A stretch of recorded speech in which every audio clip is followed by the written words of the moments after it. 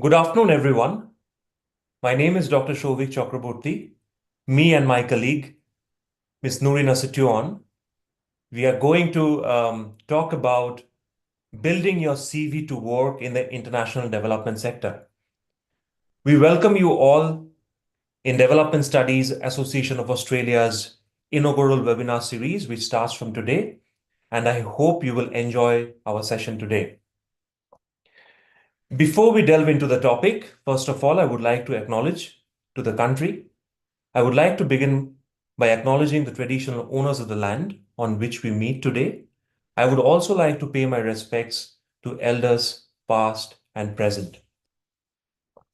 So I assume you are either doing your master's in development studies in Australia, in Indonesia, in India, or elsewhere, or you're doing your PhD. So let's do a reality check. This information, by the way, is from Australia. And if you want to read it, you can go to the source, you can check the source, and you will find the information. Australia saw a significant decrease in academic staff from 54,000 in 2016 to 47,000, close to 47,000 in 2021, as universities cut costs during the pandemic. 25% of the PhD graduates got some employment in academia, according to a small-scale survey conducted in 2011. And this is the final piece of information. Around 70% researchers leave academia after completing their PhD. I know it's very harsh, but that's the reality. So that's why I mentioned it's as a reality check. So you need to know the sector where you are in, how it is going, before you can make a conscious decision about your life and your career. So start working early. This is the title of my presentation's first slide. So what I would like you to think and reflect on is understand who you are and what you want to do in your life. I know this sounds very philosophical. This can be a very difficult question to answer, but you need to start thinking, right? And then it can evolve with time. So start thinking who you are and what you want to do with your life. If you want to stay in academia, if you're doing your PhD, or if you want to pursue a PhD after your master's, my suggestion will be treat your career as a journal paper. And what do I mean by that? When you write a journal paper, what normally you do? You select journals and rank them like 1, 2, 3. Okay, I will pitch my article in journal 1. If it gets rejected, then journal 2. If journal 2 also rejects, then journal 3. So exactly that is what you need to do with your career as well. If you want a career in academia, because it may happen that you don't land up getting a job in academia, especially under the current circumstances in Australia. You might be aware what the sector is going through. So it might be very difficult for you to get a postdoc or a PhD position after you finish. So you need to plan your career accordingly. And to do that, you need to understand the industry landscape where you see yourself. And you can't do it alone. Let's be honest. You need to start speaking with people. And trust me, from my own experience, I can tell you that people can't read minds. You need to reach out to people. You need to share your problems. And I am sure there is someone in your network who is going to help you out.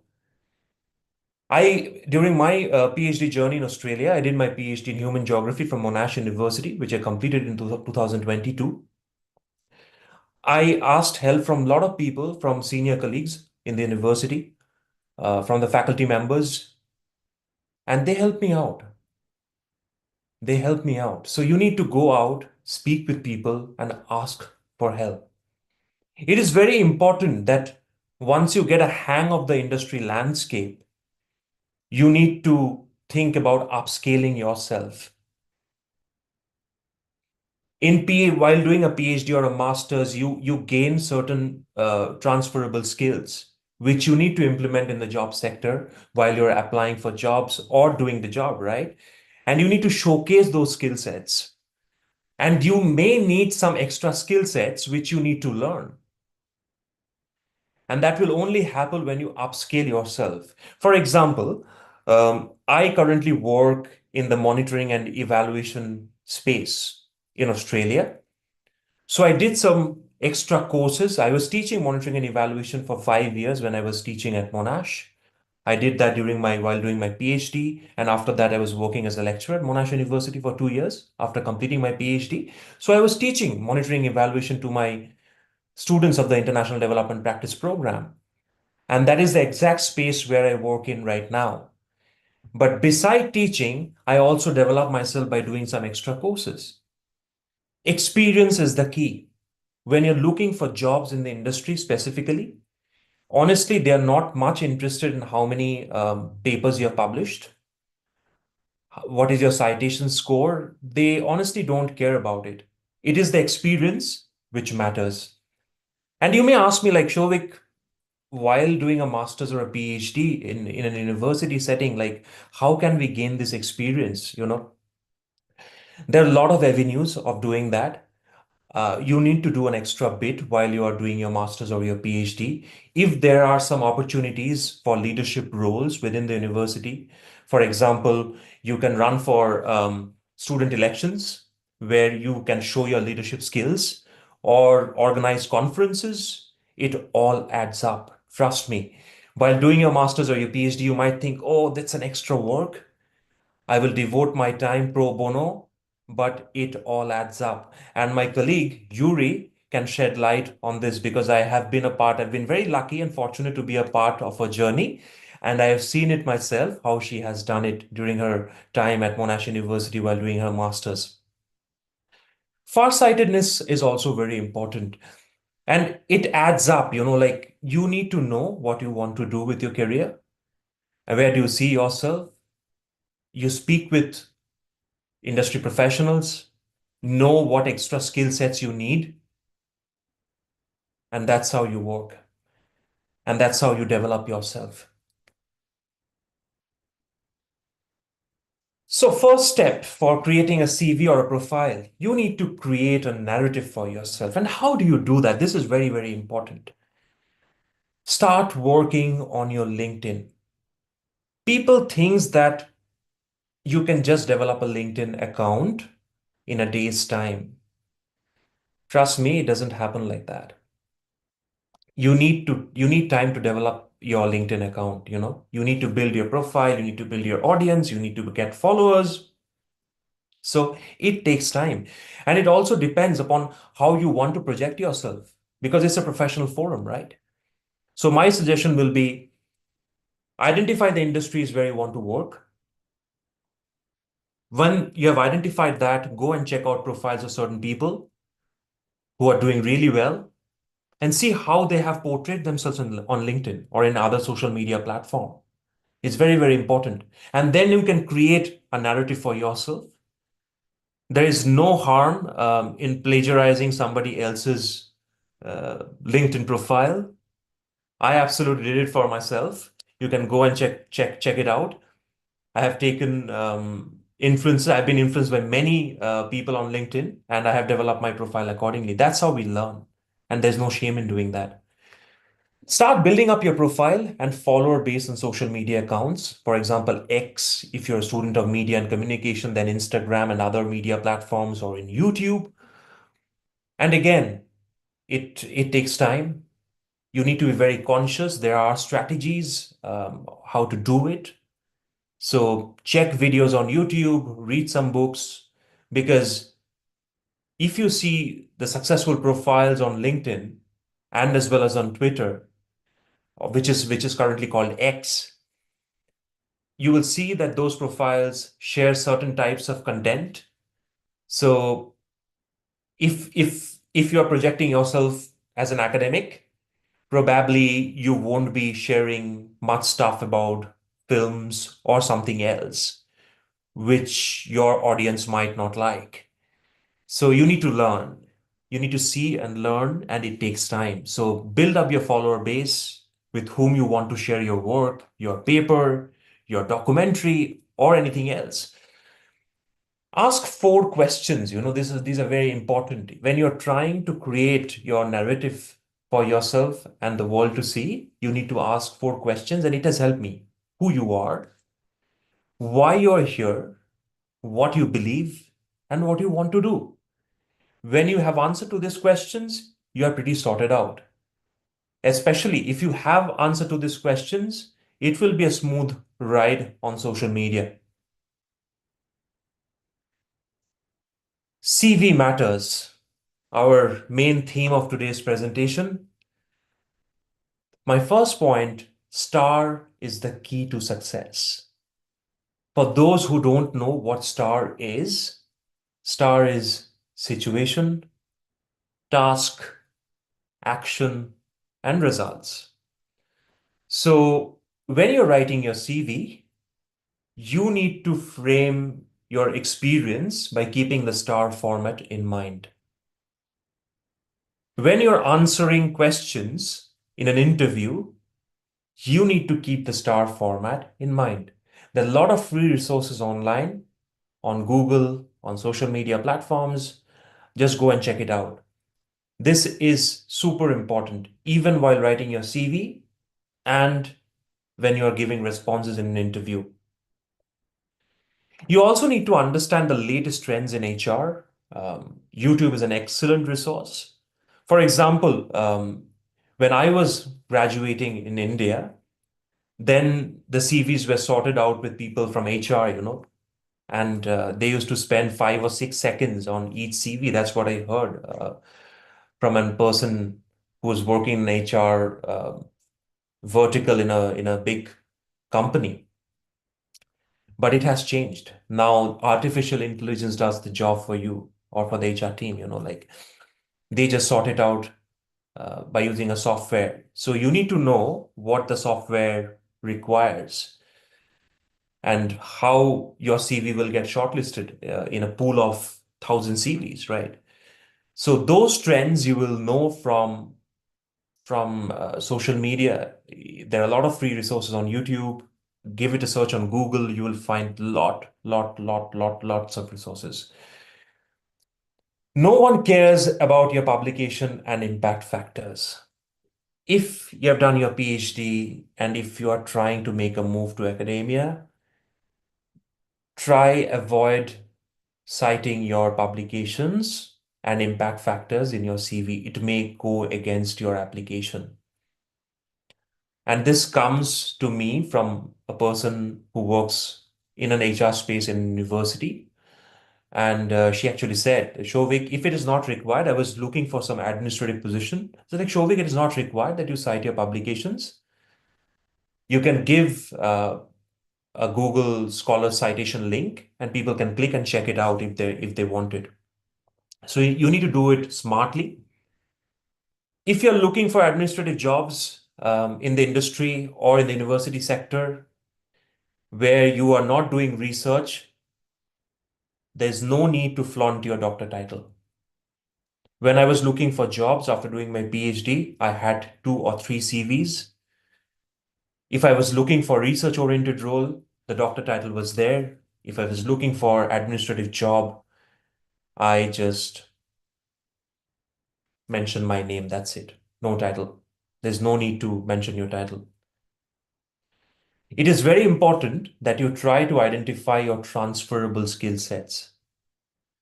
For example, while doing your PhD, and you may ask me, what do you exactly mean, Souvik, by transferable skill sets? For example, when you're doing your PhD, you might be teaching students as a teaching assistant.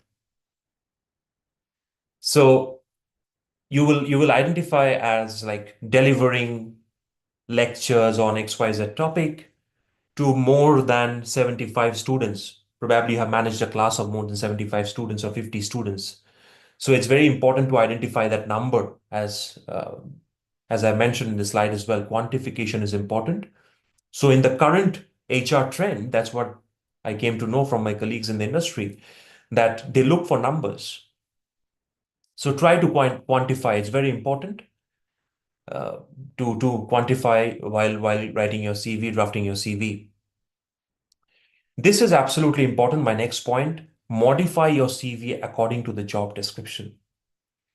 It's very, very important what keywords you're using. Identify the keywords in the job description. Try to use those keywords in your job application, in the cover letter, as well as in the CV. It matters. If you think that you will get a job by using a general template, a CV template, I don't think it is going to work out. So you need to have a custom made approach for every job application. I know it involves some time, but it is important. Otherwise, it will take a long time for you to get a job and you might be disheartened. Modify your CV according to the job description, as I said, is very important. Presentation is also very important. If you're a student, you don't have a premium account, Canva free version is also equally good. I designed my CV on Canva. My industry CV has been designed on Canva and it's a free version. If you have not aware of it, if you haven't used it, please go and check it out. These are some of the facts which comes from the industry. Recruiters only look at a resume for 7 seconds before they decide whether or not they want to learn more about the candidate. Source, it has been published in Indeed.com. So you can imagine the rat race. And now the first phase of selection happens through software, where AI also plays a role. The last point, I would highly recommend you all to use this resource. Use the ATS checker to modify your CV and also ChatGPT. For example, if you write a paragraph about your experience in a job, if you write it well, and if you put that section in the ChatGPT and if you give the correct command that I'm trying to write a CV, will you be able to summarize these points in star format? And it will automatically do it for you. Don't copy paste. I don't believe in that. Please check the content, edit the content which suits your needs and requirements, but the software is useful. If you can't do it alone, if you need a bit of guidance, you can use it. I have seen it myself. I have trained my other students as well. They have used it. It looks good. You can give it a try. Some tips for job hunting, mostly it is based for Australian context. Patience is the key. In Australia, after you graduate, whether it's master's or it's a PhD program, if you're looking for jobs, you need 6 months time to get a job. It's very normal. 4 to 6 months is very normal. If you don't have permanent residency in Australia, aim for fixed term positions or positions which can offer you sponsorship is very important. This is a major problem for international students because they don't have permanent residency. With post-study work visa, a lot of employers don't like to give them a job. It's a problem which needs to be acknowledged by the industry and the government. But the best way to handle it is look for non-permanent positions, fixed-term positions. There are a lot of jobs in the development sector. Identify your niche and expertise and apply for specific jobs. As I mentioned in the previous slide as well, don't apply for each and every job. It will not help you. Identify where your expertise are and like how you want to see yourself, where do you want to see yourself, and apply for those positions. So you have a ready CV, 2 or 3 cover letters which you can modify, and then you can just rewrite the cover letters and just apply for those jobs. If you're looking for industry jobs, try to wrap up your cover letter within one page or 1.5 page maximum. Don't overdo it. Identify the keywords in the JD, job description, and use them while writing your cover letter. It's very important that you address those criterions. What are they looking for exactly? They should find those words in your cover letter. And as I mentioned previously, avoid using a generalized CV for all your application. Don't do it. Every job has specific requirements. every company or every sector has different kind of expectations, so you have to meet those expectations accordingly. Choose your referees wisely. I used to tell my students always about this, because normally what I used to see in the university sector, they go for the big names. A professor with a lot of publications, pretty big name in the media as well, and they will try to get a reference letter from that person. But unfortunately, that professor probably is not aware what his or her student is doing. So don't go for names. Don't chase names. Choose names who knows you inside out, because in Australia, referees can play a very big role. Your reference check plays a very big role. They ask questions, very in-depth questions, and if a person is not knowing the candidate really well, they won't be able to answer those questions. So it's very important you choose your referees wisely. Reach out to your networks, including your mentors, for jobs, internship, volunteer opportunities. If you think that you don't have transferable skill sets, or you're not confident about your transferable skill sets while pursuing your master's or PhD, try to volunteer. Whether it's within the university or outside the university, there are a lot of NGOs, organizations, there are a lot of opportunities. You need to do a little bit of hard work. You need to go out and find it out. But there are opportunities. Try to do an internship. It helps in creating your profile and narrative, and you also gain some practical experience which you can show while you're appearing for the interviews. If you're in Australia, if you're looking for jobs in the development sector, there are some good websites. Check out ethicaljobs.com.au, pro bono website, probonoaustralia.com.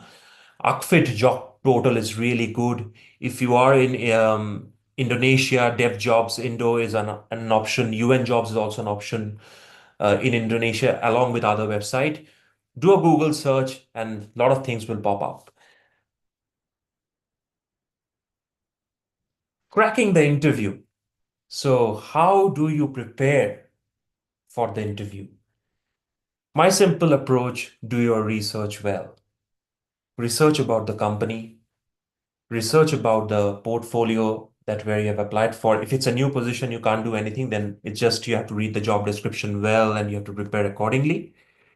If there is someone who is working in that position right now, go and check his or her profile on LinkedIn or on the website and see what kind of work that person is doing.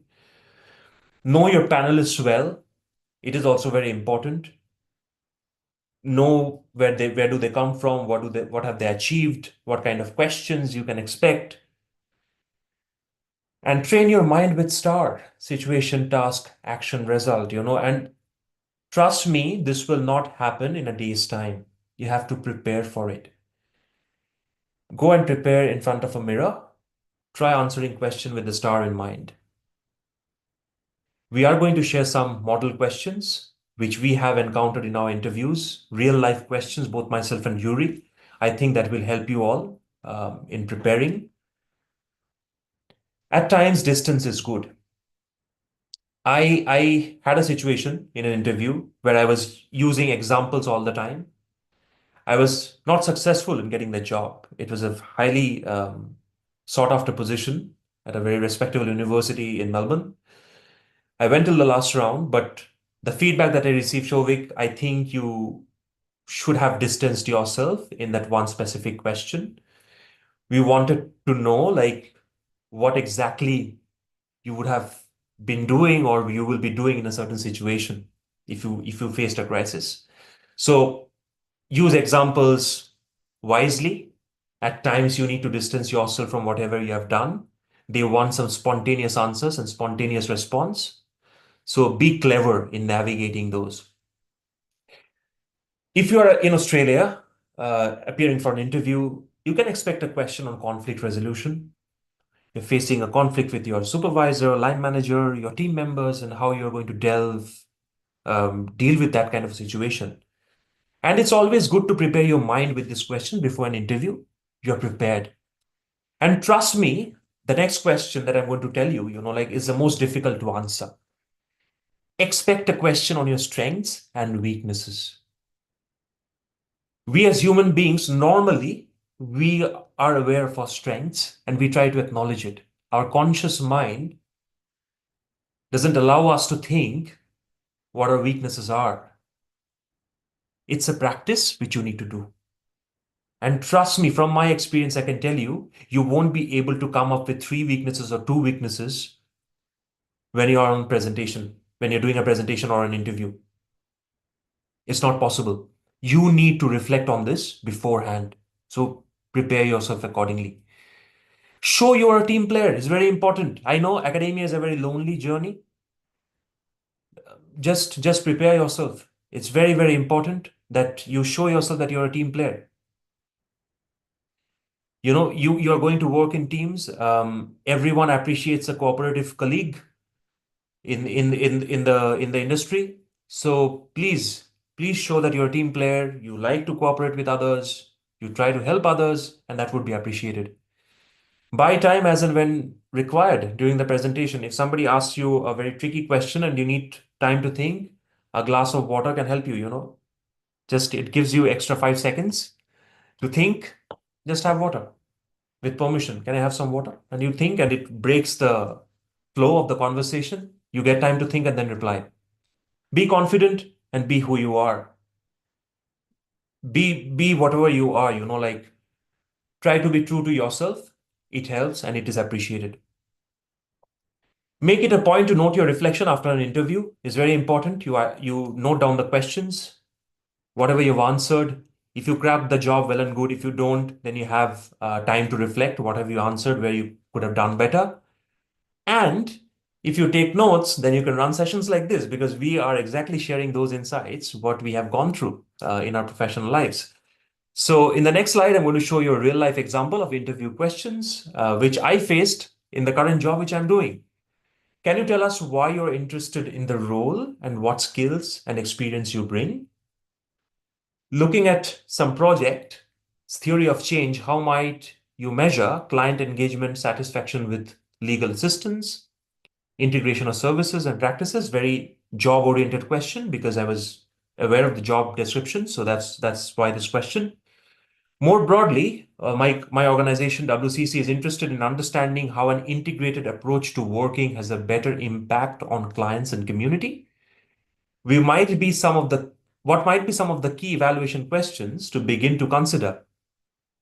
What experience do you have in building staff capacity to use and apply evaluation insights?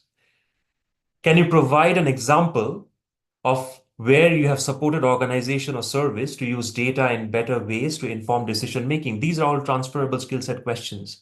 I have been in position in an university where I used to do a lot of administrative work, and I showed those skill sets here in this question. WCC is a very small not-for-profit organization that tries to make the most of its resources for maximum community outcome. How would you contribute to effective teamwork and networking within this environment? Again, you're a team player, you need to show it. That's exactly what this question warrants to. What strategies might you employ with staff to improve the engagement with your work? Can you provide examples of different ways you have presented evaluation findings? Again, transferable skill sets, academic presentations. I have been a teacher, lecturer. I have showed those skill sets here. If you wanted to show the impact of our work in relation to our 5 key strategic priorities to the board, how would you do this? Again, little bit of thinking, you do it instantly, and then you answer the question. That is it from my end. And now my former student Yuri, will take the conversation forward from here. Over to you, Yuri. Thank you so much, Dr. Souvik. That was such a great presentation on the theories and also some examples from real life about CV building and also interview questions, what to prepare before questions. I know that the title is CV building, but I totally agree with Dr. Souvik that with CV, it's actually so interview is the verbal version of CV because they're gonna the questions that they're gonna ask you during the interview, it's more or less related to your CV. It's like they want to confirm whether what you say in your CV is true, but also they want to extend that. They want to elaborate. They want to know more about it. That's why besides tips on CV building, we have been talking about interview too. So my name is Yuri, first of all, as Dr. Souvik has introduced me before. I currently work at Prospera, which is, I would say, one of the biggest, if not the biggest, DFAT or Australian project in Indonesia. It's a 259 millions of Australian or US, dollars of project, which is a collaboration of economic collaboration between the government of Australia and the government of Indonesia. I've had 6 years of experience of working in development sector in Indonesia. But before working in this international government to government, or we would also like to refer it to bilateral affairs sector, I started my career actually in a local NGO 6 years ago. And my undergraduate studies, it was not global studies or development studies. I studied history education. I was trained to be a teacher, which is so far away from where I am right now, which is bilateral affairs.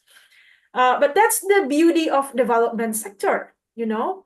It's very flexible. It's very flexible. It's very welcoming too. It's not rigid.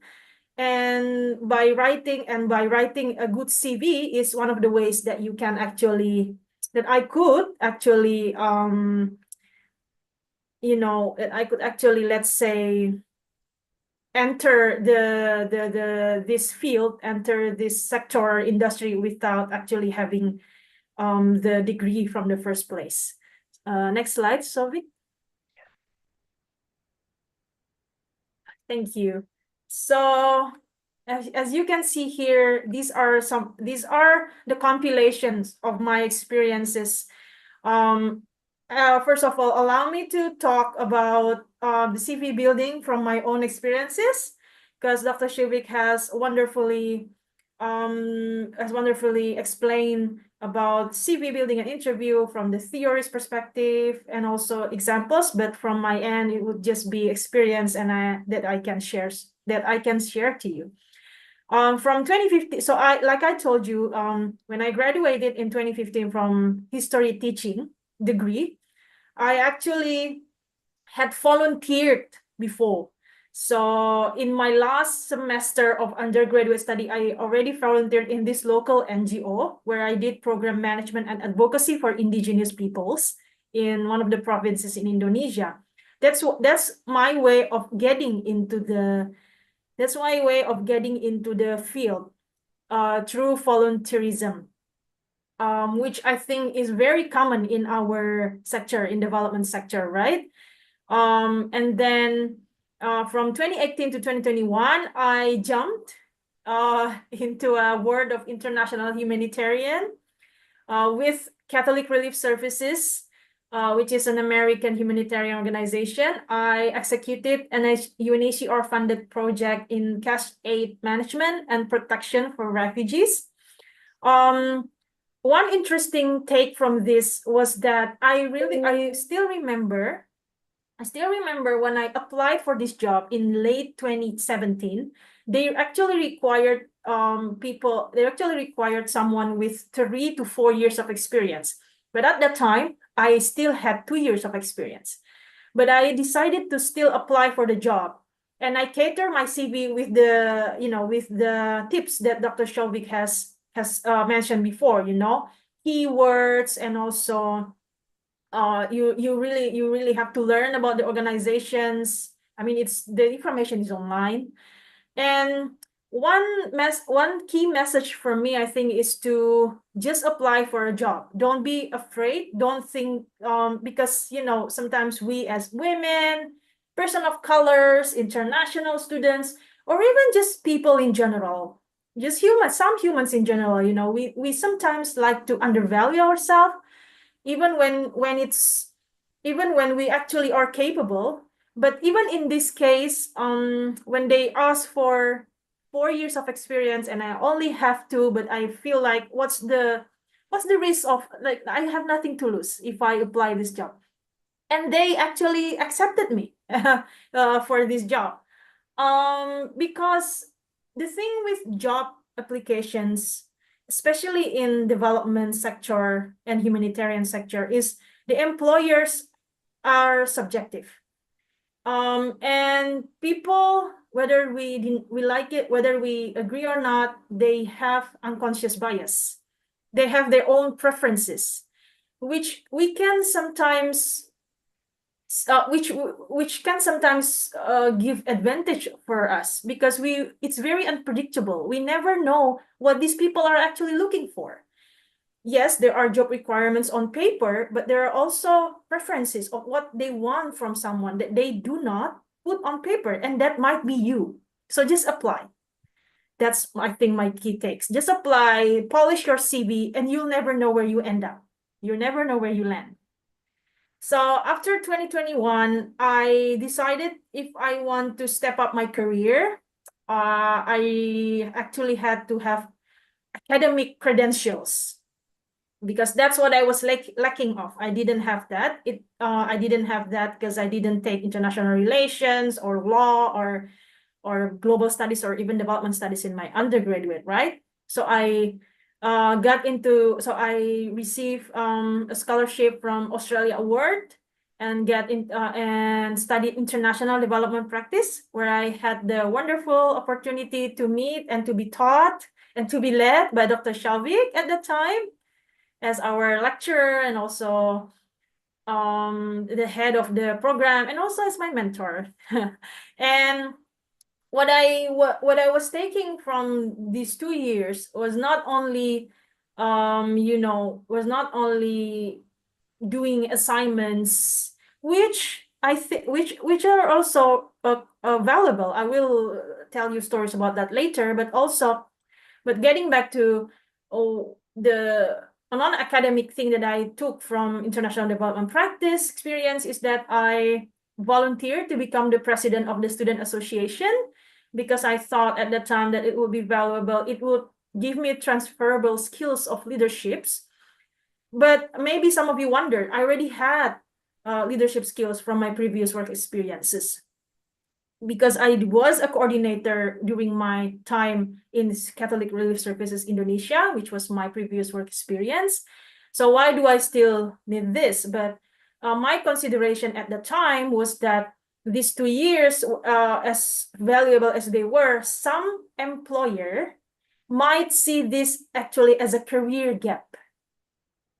So at the time I thought I didn't want this to be seen as career gap. That's why I still did other things. That's why I volunteered to be the president of student association. I volunteered for a couple of months with Plan Australia in Melbourne. Again, some of you may wonder, I already was a coordinator in Indonesia. Why Australia? Because, well, Australia is it's different. When you work in Plan Australia, when you volunteer for Plan Australia, their scope of work is APAC, Asian and Pacific regional, which is different from my work experience in Indonesia, where the scope of work is only national. So this again adds value to my experiences, add value to my CV. So that's my experience. And also one interesting take is I remember taking this gender and development unit where we collaborated with where our lecturer, Dr. Samanti at the time, had us collaborated with an Indian NGO, an Australian NGO, and I actually put that in my CV as work experiences. I actually added that as in my portfolio, even though some of you might think it's just an assignment, but it's actually an assignment where I actually had the chance to collaborate with reputable Australian organization and reputable Indian NGOs. supervised by a reputable university, Monash University. So in CV, you have to be, I will talk about this later, but don't think of, because sometimes, because CV, they have limited quota, limited word. So sometimes we might only think to put our real work experience. I'm not gonna say real, but the work experience where we actually get paid for. That we were actually signed contract, but that's not just that in many cases. And after graduating from Monash, I started to look for jobs. It took me 1 month before getting a job interview with this organization. 1.5 months, I struggled in the beginning because so many things have changed. And I didn't work for only 2 years, but so many things have already changed. Now they have ATS. ATS is, I don't remember what it stands for, but it's essentially the tools the HR use to sort your CV automatically. We have ChatGPT now. People are getting the competition is becoming tighter, and it scared me out in the beginning. But then I remember that it's really your experience that mattered. And even this job that I have right now, it's not in my, so I remember I applied for 10 to 12 jobs. And if I had to rank these 12 jobs, this is not the job that I think that I would be accepted first. But again, that's the uniqueness. That's the thing about development sector. You never know what they want. You never know what they look at you. And you never know how they look at you. I mean, the way you look at you can sometimes be different from how people look at you. So just apply. Again, just apply. This job required me to have bilateral affair experience, I remember, I think, but which I don't really have before. So the way I catered my CV is I emphasize my experience working with the government. So it's if you saw my CV when submitting the CV that I submitted to Prospera, to the place where I work now, I think there were like more than 7 words of government and partnership and relationship, because that's what they really stress upon. That's what really they look for, according to what I hear from people and also from the job requirement. Next slide, Shavi. Thank you. So from my experience, because I think I've touched upon some of these things, but I'll explain it again. Is according to my experience, based on my experience, because I'm not very linear like my work experiences, which happens with people working in development sectors. Like, it's fine if you have if you have a mind like me who likes to try new things and not really into something that is like stable or just stagnant for 10 years, 5 years, then development sector is actually a good a true appropriate place for you to work. So I work first at local NGO, which is a CSO, civil society organization. Some people say NGO and CSO are different, but from my point of view, CSO is smaller and more informal, and it's more grassroots, where NGO is more formalized. That's essentially the difference. So the local NGO where I used to work is a CSO. And if some of you have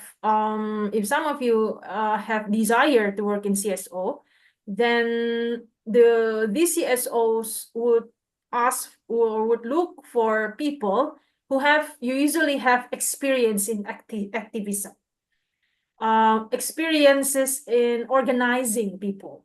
So that's why if you're still a student or you already graduate, you would want to emphasize your experiences in student organization, campaign activities, on a grassroots level.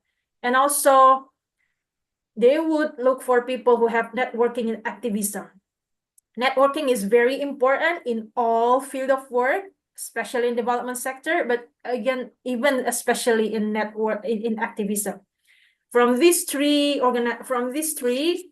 experiences I have in CSO, in international NGO, and bilateral affairs, only CSO where I actually had to know someone inside.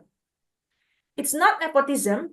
It's because their nature of job is very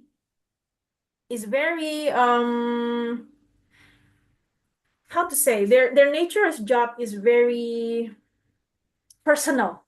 It's very personal. The other nature, like working in INGO, bachelor service, is also personal because we care about what we do.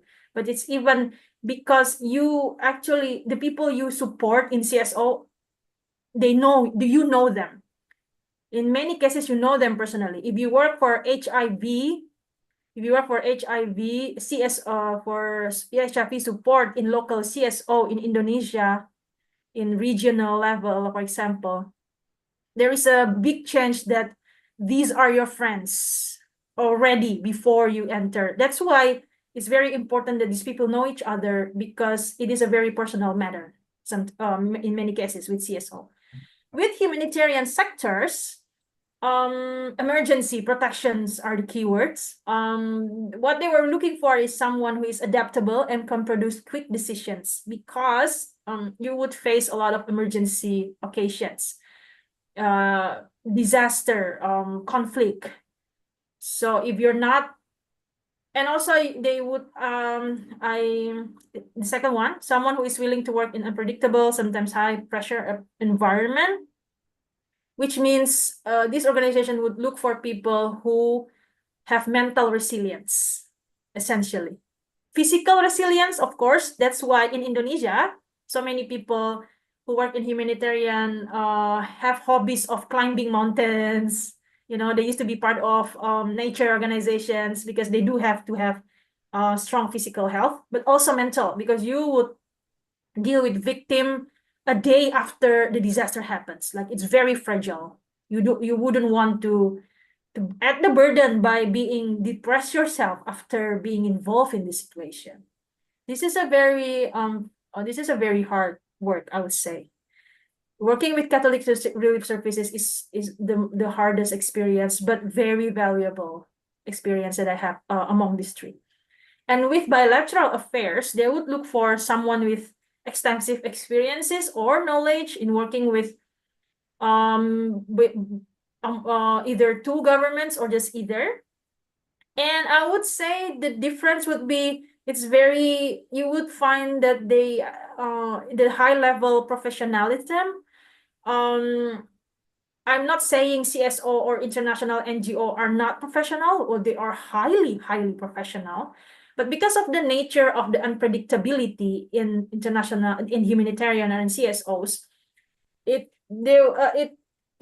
feels more relaxed. Like sometimes it feels more like you can actually adapt. Like you can actually adapt even some of the meal questions or anything, or who are going to do it. But with bilateral affairs job, it's very set there. It's already there. You just have to execute it, because everything is already, and everything is very professional. Everything is very how am I going to say it? Everything is very ready to do, which is, it's not as flexible, I would say, as CS or humanitarian. But with Prospera, it's still more flexible than Provit, but less flexible than humanitarian sector or CSO, I would say. Next question. Next slide. How do we prepare for job applications? Souvik has already mentioned some of it, but I think spend some time to descriptively write. So this is before CV. So because sometimes, like the assignments, sometimes we wouldn't think that assignments can be put as part of work description, work experience. That's why spend some time to descriptively write details of your work experience in a matter of in the form of journal. And then from that, you can create an outcome-focused CV with the help of ChatGPT. And while you are not always guaranteed job opportunities from doing volunteer, it shows that you take initiative and are ambitious. So you should do it. You have to do it. Being a student cannot just be only about students. It's just a fact. Now I graduated I graduated in April, so it's been more than 6 months. And the friends that I know also graduated around my time that are now doing amazing job with UN agencies, regional level, elite, good pay and everything. They all did volunteer. None of them was just like went to college and went to study and just did assignments and that's it. No, it's the matter, it's a must.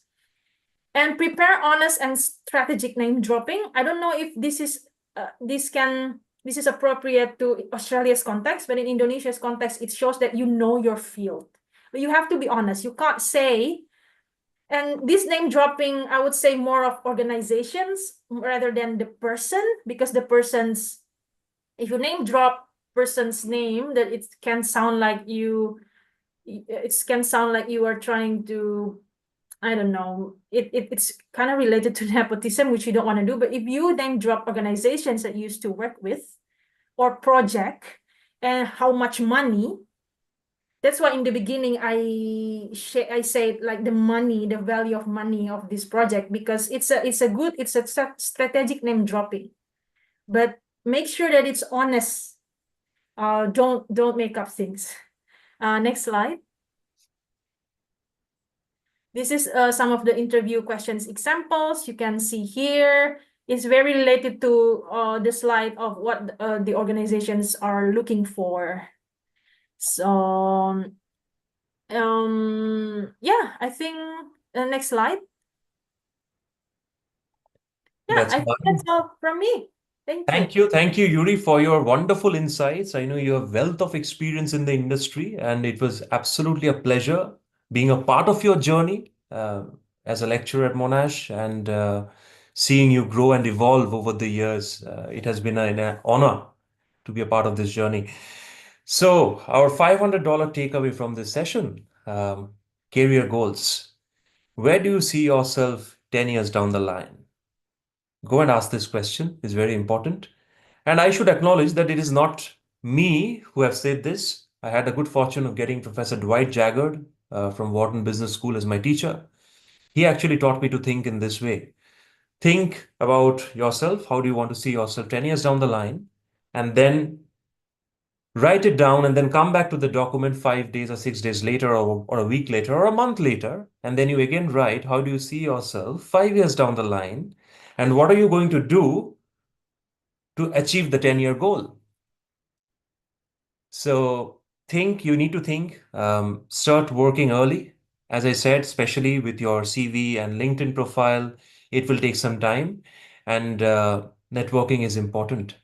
Networking is very important. Please note that people can't read your minds. They won't be able to read your minds, whatever you're going through. If you meet people, if you share your concerns, problems, or you just have a conversation, you learn something new, which you can use in your job searching journey. Thanks a lot, everyone, for listening to our inaugural webinar of DSAA. Now we are open to questions. I think we have one question on YouTube. Yeah, the question is, should we add references in the resume while applying or providing them later? It depends upon where you are. In Australian context, if you're applying for jobs in the university sector or in the industry as well, while you fill up the application online in the portal, they may ask for references separately. I had a very interesting insight from one of the industry professionals, and that person said, like, Souvik, I prefer you mentioning the name of the referee in your CV, because it shows that you're confident that when an employer calls that person, that should be able to speak about you. They know about you. So I normally write, but it's a matter of personal preference. But in most Australian context, they ask for references while you're filling out the application. Yuri, I would like to ask you one question, and this will be the last question. Um, there is one question for you as well. Just a sec. How much your volunteering experience helped you with finding work and building experience, Yuri? Yeah, thanks so much, Shavik. And wonderful answer on the references. Yeah, some job they actually require you to name drop. Yeah, Yeah, they actually require to like elite, like famous name, but some other jobs not so much. Yeah, so it really depends. Thank yeah. you. How much your volunteering experience help you with finding work and building experiences? I would say a lot. Because in the first job that I got in development sector was the first organization, sorry, the organization that I used to work in development sector. I already volunteered with them before. So I volunteered for them for around 6 months in my last semester in my undergraduate study. And when I graduated, they offered me a position. I didn't even have to write CV and anything. They just offered me this position. And this speaks volume. Like this is true for a lot of people, even in the, I mean, that's an a local or NGO, yeah. But even in a very big organization like the organization that I work now, I know many of my peers used to start as an intern. So upon graduating or when they almost graduated, they applied as an intern in Prospera and then when they graduate, they became staff there. So I would say it really, really helps me a lot with finding work and building experiences. Thank you, Yuri, for your wonderful insights. I hope everyone has enjoyed this conversation. And if you're not following Development Studies of Australia's webpage on LinkedIn, X, and other handles, I would kindly request you all to follow us on our social media channels. And we are organizing few more sessions in the upcoming months, and I hope you all will be a part of that journey. Thank you. Thanks a lot. Thank you. Have a good day.